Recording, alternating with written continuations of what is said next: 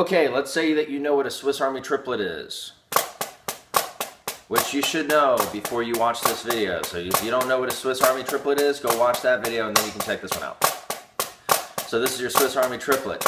So what we're doing is the Swiss drag. And so what that means is after the flam accent, we're going to put a drag on the second note.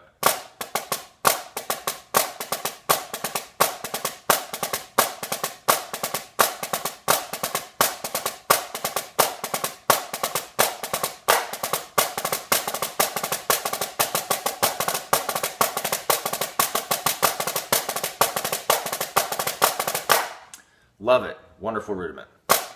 So that's right-handed. 1, 2, 3, 1, 2, 3, 1, 2, 3, 1, 2, 3. And then left-handed. 1, 2, 3, 1, 2, 3, 1, 2.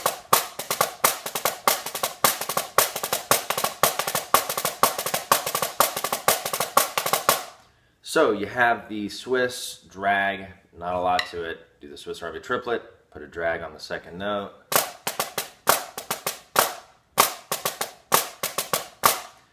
You got it. Go to the training video and work on this thing.